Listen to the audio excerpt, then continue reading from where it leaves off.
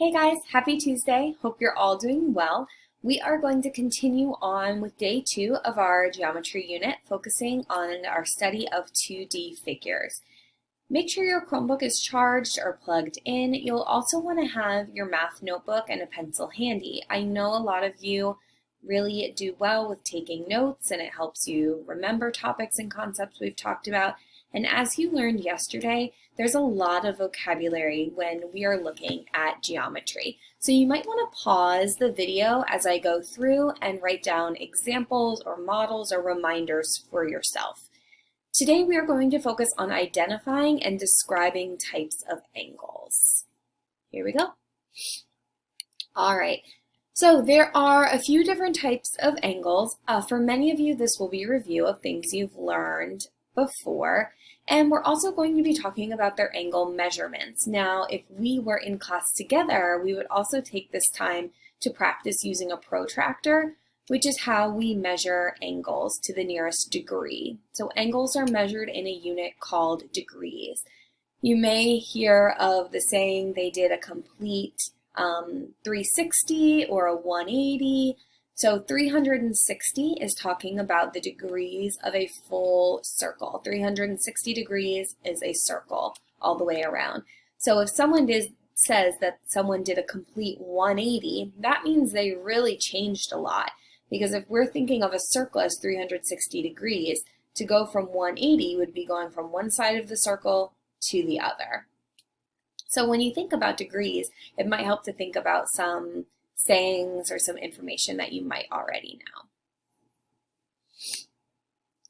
So angles, not only is it important to understand and identify the type of angle and name the angle, but we want to understand how an angle is created and also how we name an angle. So an angle is written by using 3 points, which is super important.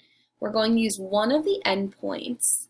The vertex is always in the middle, and then another point which is on the other ray. So the angle is formed, you'll notice, by 2 rays that share this vertex. They're joined together here at point G. So when we name the angle, as you see up here, we do a little angle sign, and then we name a point on one of the rays, F. We name the vertex, G, that's the point that they share, and then we name a point on the other ray, H. So we would call this angle FGH. We could also name the angle in reverse. The notes here could have also said angle HGF. So one ray, a vertex, and a point on the other ray. So like I said, these are 2 different rays, but they share the same endpoint. And that endpoint, that common point that the rays share that makes them an angle, is called the vertex. The first type of angle I'm going to remind you of today is your good old right angle. Sometimes it's also called a square angle. So a right angle is exactly 90 degrees. Often in textbooks or on worksheets, we see a right angle modeled with a little box in the corner. So that shows that it is exactly 90 degrees. You will also know that 4 right angles can make up a square. They could also make up a rectangle. When we have an angle that measures smaller than a right angle, that is called an acute angle. So an acute angle is actually anywhere between 0 and like 89.9 degrees. So it is smaller than a right angle, but once it hits 90 degrees, it's exactly a right angle. If we have an angle that is greater than a right angle, it's called an obtuse angle. So obtuse angles would be like anything from 90.1 actually to about 179.9. So obtuse angles are larger than right angles, but they're not quite a straight angle. A straight angle is just a straight line, and it measures exactly 180 degrees. Remember earlier when we were saying that a circle is 360 degrees? If you cut that circle in half, you get a straight line of 180. If you cut that 180 in half, you would get a right angle, which is 90. So straight angles and right angles both have exact measurements. Acute and obtuse can have a variety of measurements, but you could see on the slides before that there are a range of degrees. So we're going to do a few practice problems together before I set you off to do some independent practice. And we are going to practice identifying the type of angle, naming it, and writing it. So let's take a look at this one. The first thing, we'll do this one together, then I'll have you guys try some on your own. When I'm naming an angle, remember I'm going to use a point on one of the rays, so I see X as a point on the ray. The vertex is W, where they meet, so that's going to be my point in the middle, and then V. So that is how I would name this angle. Remember, I could also name it the other way. I could do VWX. So two names for my angle. Taking a look at this angle, I can tell that it's obtuse. If it was right, it would make a perfect L. It would go down and straight up. That would be 90 degrees. Okay. And if it was a straight angle, it would be a straight line. It would be about 180 degrees. So I know that this is an obtuse angle. So I have identified it and I have named it. If we were in class, I would also have you practice measuring these with a protractor. All right, you guys try. I want you to jot down in your notebook or just on another piece of paper two names for this angle, how you could name it, and then identifying what type of angle it is. I'm going to do the same on my whiteboard, and then we'll compare.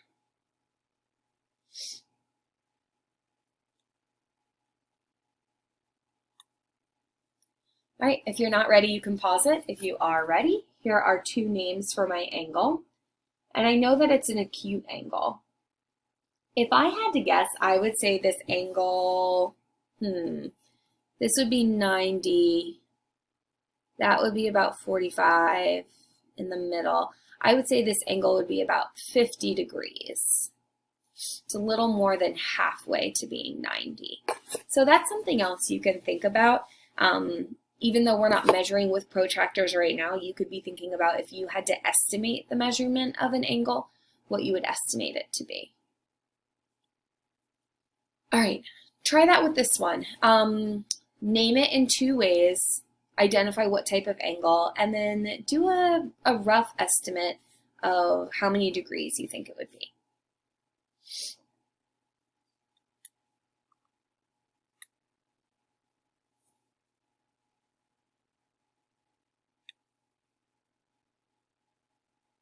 Okay, if you need more time, go ahead and press pause.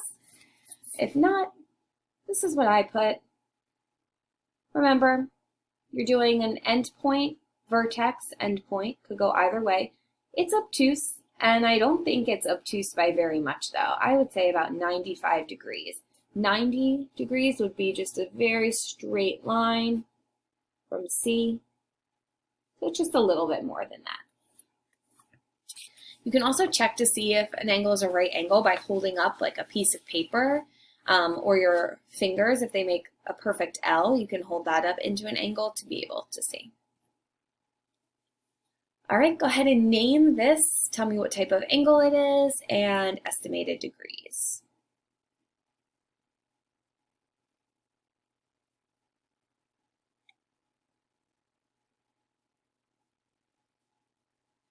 Although this one didn't have a box in the corner, I'm going to classify it as a right angle.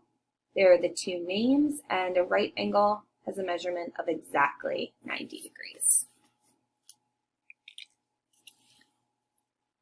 Here's another one.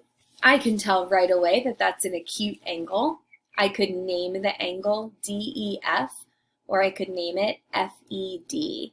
And that to me is about a 40-degree angle.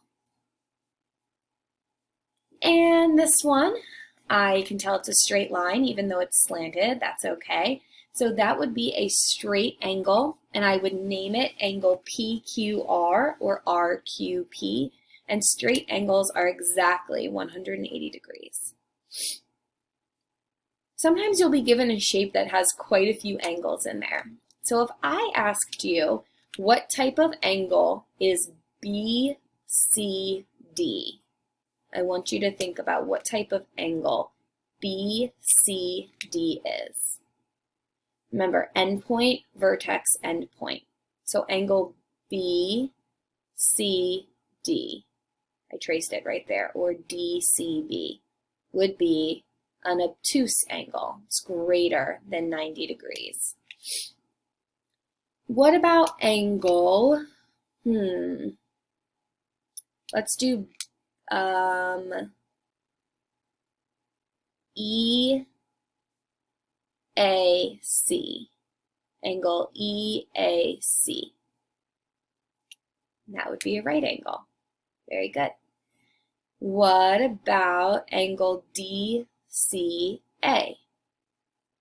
DCA. And that would be acute. Or we could do CBD. CBD. And that would be a straight angle. All right, guys, that's it for right now. You're going to head over to Google Classroom to do today's assignment. Tomorrow, you will be doing a little assignment called Angles in a Name, where you're going to be writing your name in straight lines and identifying different angles that make up your name. You're going to need to take a picture of that and send it to me tomorrow. If you're having trouble taking a picture, email me and we can hop into a Google Meet and I can do a screenshot of you holding it up to the camera. So no worries if you're having trouble taking a picture, just email me and let me know. That will take us then into Thursday, our last day of the week of learning for this week, because remember, no work on Friday. So on Thursday, we're going to move into classifying and identifying types of triangles and finding missing angle measurements in triangles. So starting with geometric terms, moving into angles, which is going to lead us into triangles. And then looking ahead to next week, we're going to talk about some other shapes and quadrilaterals. All right, that is it for now. As always, know that I'm only an email away, and I hope you guys have a wonderful rest of your day. Bye.